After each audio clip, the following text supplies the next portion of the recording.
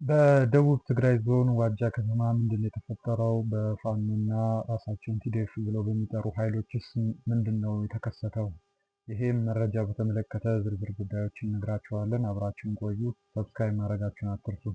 በቀጥታ ወደ አንዳንድ ጉዳዮች እንገባለን። ወደ ዋግምራ አበርገሌ አካባቢ እንሄዳለን። ወደ አበርገሌ አካባቢ ስንሄድ ራሱን የአገው ዲሞክራሲያዊ ንቅናቄ ብሎ የሚጠራ አንድ ታጣቂ ኃይል አለ። ይሄ ኃይል ህወሓት ቀጥተኛ ድጋፍ ይደረግለታል ተብሎ የሚነገርለት ኃይል ነው። የትግራይ ጦርነት በተከሰተበት ወቅት በዛ አካባቢ እስከ ጻግብጂ እስከሚባለው የዋግምራ ክፍል ድረስ በመዝለቅ መጠነ ሰፊ አካባቢዎችን ተቆጣጥሮ እንደነበረ እና የመከላከያ ሰራዊትን ሲወጋ እንደነበረ የሚታወስ ነው። አሁንም የተለያዩ እንቅስቃሴዎችን እያደረገ እንደሚገኝ ነው ከአካባቢው የተገኙ መረጃዎች የሚያሳዩት። ከዚህ ቀደም ይሄ ታጣቂ ኃይል ከአማራ ክልል ጋር የሰላም ስምምነት ፈጽሟል ተብሎ ነበረ። ይህን ተከትሎ ይሄ ድርጅት የትጥቅ መፍታት ሂደት ጀምረዋል የሚል መረጃ በመንግስት መገናኛ ብዙሃን በኩል ሲሰራጭ ነበረ።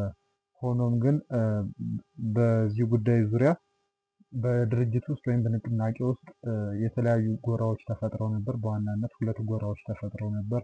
አንደኛው ጎራ ከመንግስት ጋር መስራት ይገባናል፣ በዛ ውስጥም ደግሞ የራሳችን የምናነሳቸውን በዋናነት የክልልነት ጥያቄዎቻችን ማስመለስ እንችላለን የሚል ሀሳብ ሲያንሸራሽር ነበር። ይህ ድርጅት የተቋቋመበት ዋና መሰረተ ሀሳቡ የዋግምራ ህዝብን የራስን ዕድል በራስ የመወሰን መብት ለማረጋገጥ የሚል ነው። ይኸውም ከስሙ እንደምናየው የአገው ዲሞክራሲያዊ ንቅናቄ የሚሰኘው እንግዲህ በዚህ አገው እንግዲህ በጎጃም አካባቢ አለ፣ ወደ ዋግምራም አካባቢ ወደ ሰቆጣም አካባቢ አለ። ያም ሆኖ ግን አንድ በማስተባበር በአንድ ላይ የአገው ክልል ወይም ብሔራዊ ክልል የማቋቋም ሀሳብ ወይም ትልም ነው ያለው። በቋንቋም ደረጃ በባህልም ደረጃ በዋናነት መጠነ ሰፊ የሆኑ ስራዎችን መስራት ይቻላል ክልል ከተኮነ በኋላ የሚልም ሀሳብ አለው። ነገር ግን ከዚሁ ጋር በተገናኘ ከመንግስት ጋር በመስራት ይህን ነገር ማሳካት አይቻልም፣ ከመንግስት ጋር መስራታችንን ትርጉም የለውም የሚሉ እዛ ውስጥ ንቅናቄ ውስጥ ያሉ ከፍተኛ አመራሮች የሀሳብ ልዩነት መፍጠራቸው እና በዚህ ምክንያት በሁለት ጎራ ይሄ ንቅናቄ እንዲፈጠር ምክንያት እንደሆነ ነው እየተነገረ ያለው። የአገው ዲሞክራሲያዊ ንቅናቄ በአሁኑ ወቅት በምን አይነት ሁኔታ ላይ ይገኛል የሚል ጉዳይ ካነሳን አይቀር በዋግምራ የትግራይ እና የዋግምራ አዋሳኝ አካባቢዎች አሉ። ከነዛ ውስጥ አንዱ በዋናነት የሚጠቀሰው አበርገሌ የሚባለው ነው። ይሄ ወደ ካልተሳሳትኩ ወደ ተከዜ የሃይድሮ ኤሌክትሪክ ማመንጫ ግድብ አካባቢ ያለው አካባቢ ነው እና ይህን አካባቢ እንግዲህ ይሄ የአገው ዲሞክራሲያዊ ንቅናቄ ወይም አዴ የተሰኘው ኃይል ተቆጣጥሮታል፣ ሙሉ በሙሉ ተቆጣጥሮታል የሚል መረጃ ነው እየተሰራጨ ያለው። በዛ አካባቢ የትኛውም አይነት የመንግስት ኃይል የለም፣ ፖሊስም መከላከያም ኃይልም ሚሊሻም የለም የሚል መረጃ ነው ያለው። ይህን ተከትሎ እንግዲህ ካለፈው ቅዳሜ እንግዲህ ቆይቷል ከተቆጣጠረው። እንግዲህ ልብ በሉ ካለፈው ቅዳሜ አንስቶ ነው እንግዲህ ይህንን አካባቢ የተቆጣጠረው። መረጃዎች ግን ዘግይተው የወጡት ስፔሲፊክሊ ዛሬ ነው እና በመሀል እንግዲህ ያሉትን ጊዜዎች ማሰብ ይቻላል። ከዛን ጊዜ ጀምሮ እንግዲህ የአካባቢው ነዋሪዎች መንግስት ወደሚቆጣጠራቸው ወረዳዎች እየተመሙ ወይም እየፈለሱ እንደሚገኙ እዛ አካባቢ የሚገኙ የመረጃ ምንጮች ገልጸዋል። እንግዲህ በዚህ የአገው ዲሞክራሲያዊ ንቅናቄ ተብሎ በሚጠራው ኃይል በኩል ስለዚህ ጉዳይ የተሰጠ ምንም አይነት ማብራሪያ እስካሁን ለማግኘት አልተቻለም።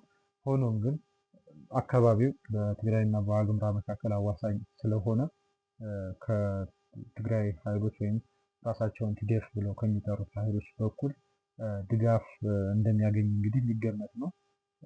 ይሄም ደግሞ ቅድመ የጦርነት ዝግጅት ነው ወይ የሚለውን ነገር እንግዲህ ለመመልከት ወይም ለመገመት ያስገድደናል። ምክንያቱም በዛሬው ዕለት ህወሓት በእንግሊዝኛ ቋንቋ ባወጣው የሶስት ገጽ ሰነድ ላይ በዋናነት ይሄ ሰነድ የተጻፈው ለዲፕሎማቲክ ሚሽኖች ኢትዮጵያ ውስጥ ላሉ እና ለተለያዩ ጉዳይ ፈጻሚ ሊሆን ይችላሉ በተለያየ እርከን ላሉ የየሀገራት ተወካዮች ነው የተጻፈው እና በዚህ ሰነድ ላይ የዲፕሎማሲ ማህበረሰብ አሁን ላይ ያንዣበበ ያለውን የጦርነት ደመና በአስቸኳይ እንዲቀረፍ ወይም ደግሞ እንዲገፈፍ የራሱን ጥረት ያድርግ የሚል ሀሳብ ነበር የቀረበው በዚህ ላይ።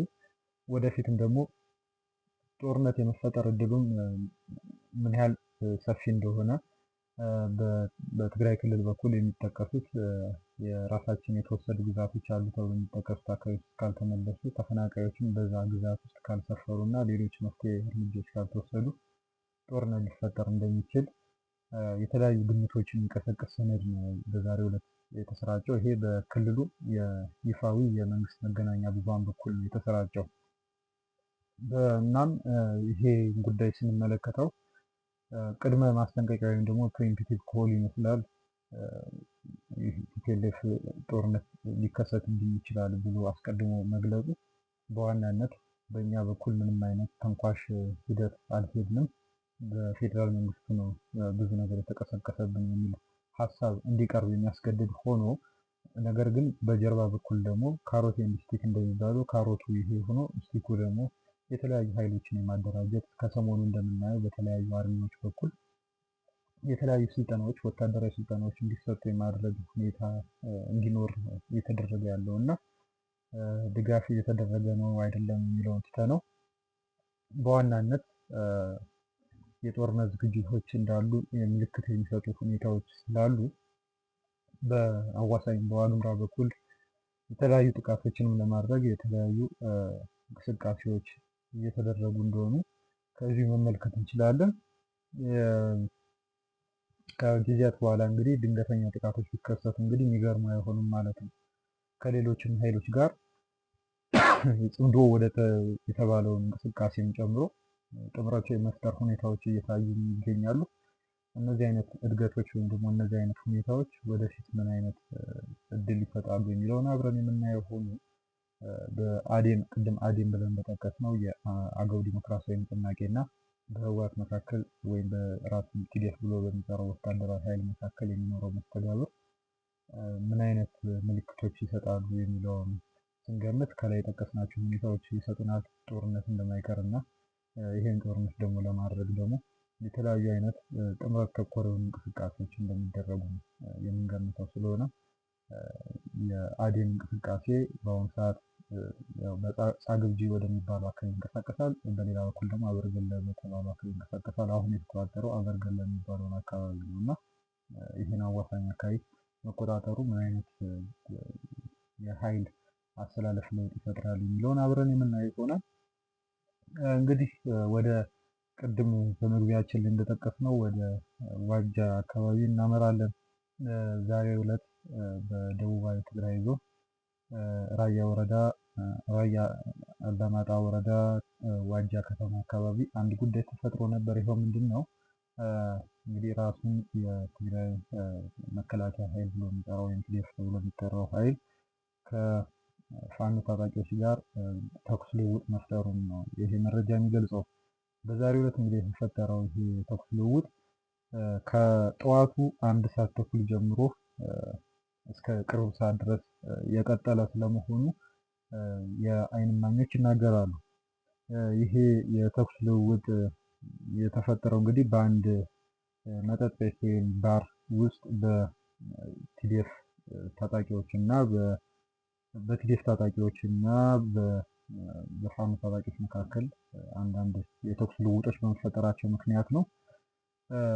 በዚህ አለመግባባት በቀሰቀሰው የተኩስ ልውውጥ ሳቢያ አንድ የፋኖ ታጣቂ አባል በጥይት እግሩ ስለመቁሰሉ ከስፍራው የወጡ መረጃዎች ያመለክታሉ።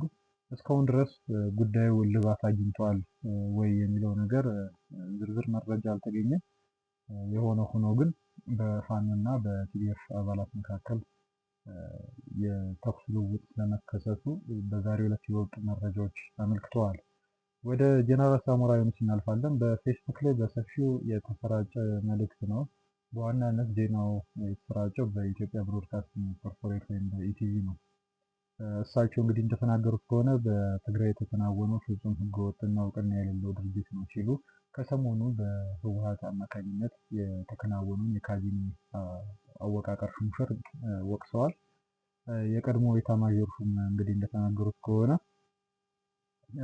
በክልሉ በህወሓትና እንግዲህ እሳቸው ስፔሲፊክሊ የጠቀሱት እንግዲህ የአቶ መለስ ዜናዊ ስም ተገን በማድረግ የሚከናወኑ እንቅስቃሴዎች ያሏቸው ተግባራት ሊቆሙ እንደሚገባ ገልጸዋል።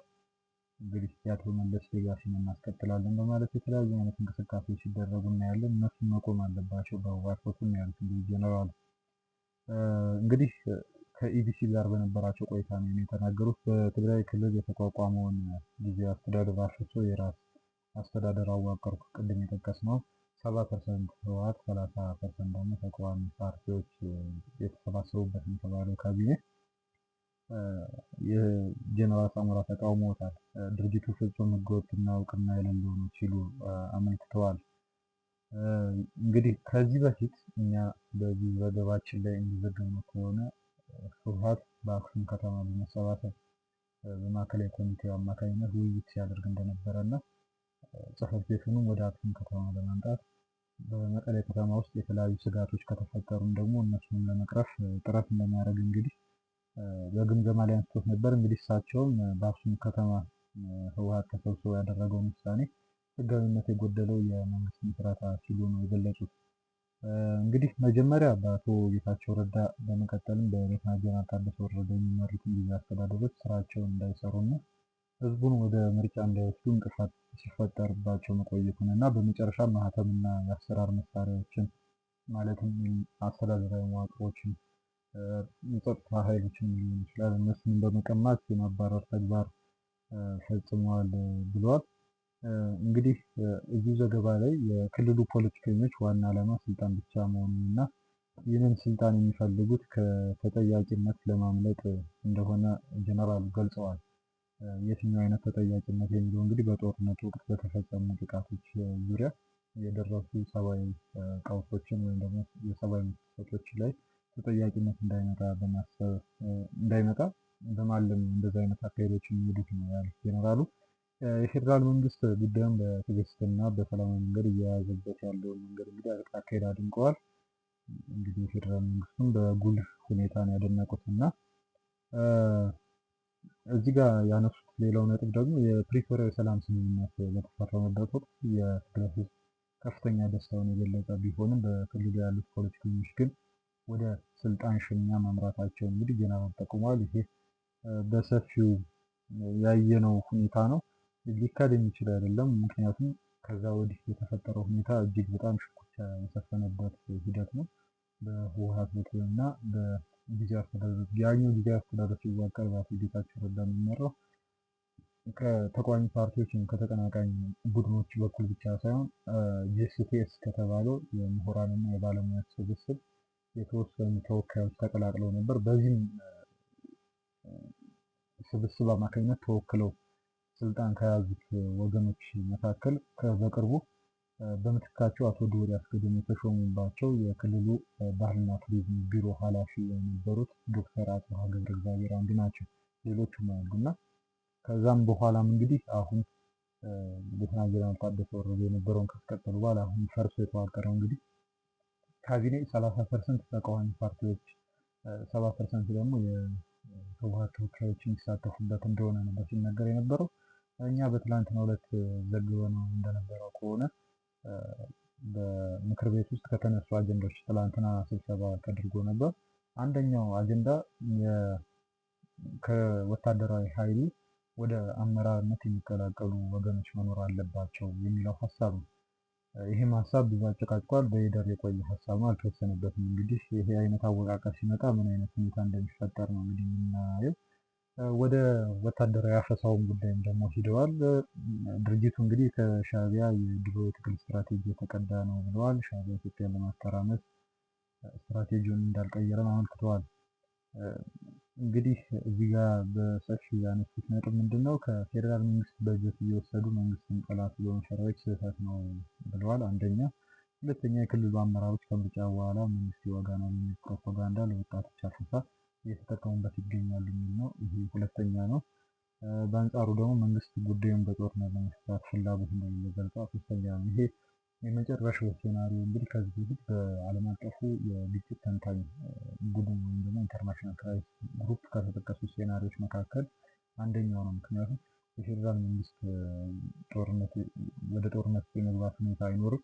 ይኸውም ደግሞ ገፊ ምክንያት የሆኑት አንደኛ የኢኮኖሚ ሁኔታ ነው። ኢኮኖሚ በእጅጉ የዋር ታይም ኢኮኖሚ ውስጥ ማለት የጦርነት ጊዜ የኢኮኖሚ አስተዳደር ውስጥ የመግባት አቅም ያለው አለመሆኑ እና በሌላ በኩል ደግሞ የነዳጅ እጥረት ሌሎች የሰፕላይ ችግሮችን ስላሉ ወደዛ ውስጥ የመግባት እድል የለውም። ስለዚህ ጦርነት የመኖር ቻንሱ ዝቅተኛ ነው የሚል በክራይሲስ ግሩፕ የቀረበ ሪፖርት ነበር። እሱን እንደ አንድ ነጥብ መመልከት እንችላለን። እንግዲህ ጀነራል ሳሞራ ይህን ሁሉ ከጠቀሱ በኋላ ለትግራይ ህዝብና ለወላጆች ባቀረቡት ጥሪ ላይ የወላጆች ስጋት የሆነውን የወጣቶች አፈሳ ለመግታት ወላጆች ተደራጅተው ሊቃወሙትና ልጆቻችንን አንሰጥም ብለው ሊታገሉ እንደሚገባ ነው ያመለከቱት። በትግራይ ክልል ምርጫ ለመካሄዱንም እንግዲህ በአጽንኦት በማንሳት የትግራይ ህዝብ ወኪሉን እንዳይመርጥ መከልከል እንደሌለበት እና በመረጠው መሪ የመተዳደር መብቱ ሊከበርለት እንደሚገባ ገልጸው የህዝቡ ዋና ዋስትና ራሱ ህዝቡ ብቻ መሆኑን ነው ያስገነዘቡት። ይሄ የኢቢሲ ዜና ነው። እሳቸው ከዚህ ቀደም በተደጋጋሚ በኢትዮጵያ ፕሬስ ድርጅት ለሚታተመው በጋታ ለተሰኘው